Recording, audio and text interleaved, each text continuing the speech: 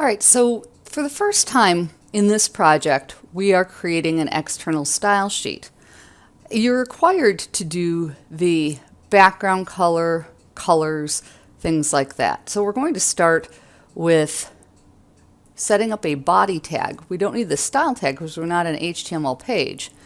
I'm going to set background color to black, and then I'm going to set font family to one of the sans serif fonts.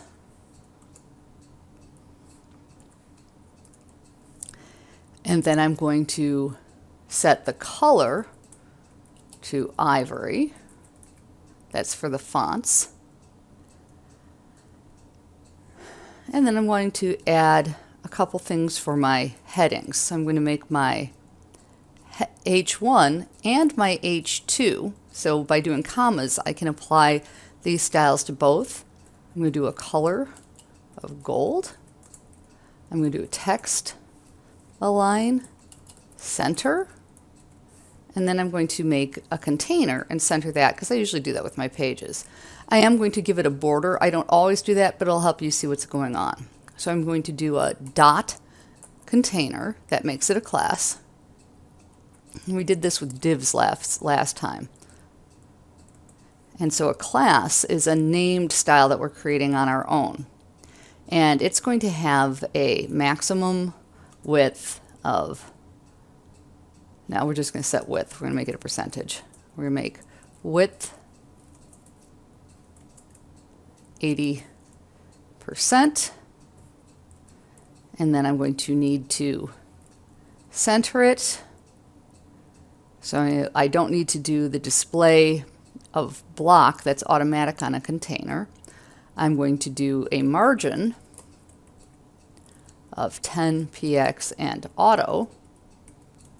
And I'm going to do a padding of 20 px, and I'll show you the difference on those in a minute. All right, so I'm going to save this. Now, by doing my style sheet in an outside file, that allows me to use it with all three of the pages that we're going to create today.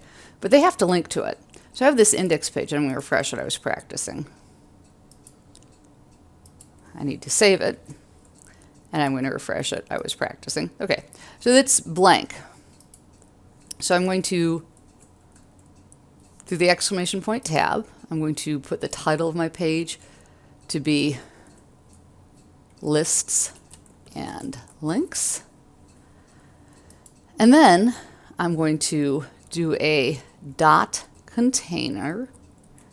This tells Emmet and the processor here that I'm adding in a div with a class of container. And I'm going to, inside that, put in an H1 tag, links and lists. And I'm going to save this. And I'm going to review it. And I forgot one of the key things I need to do to make it see the style sheet. I need to add a link tab in the top.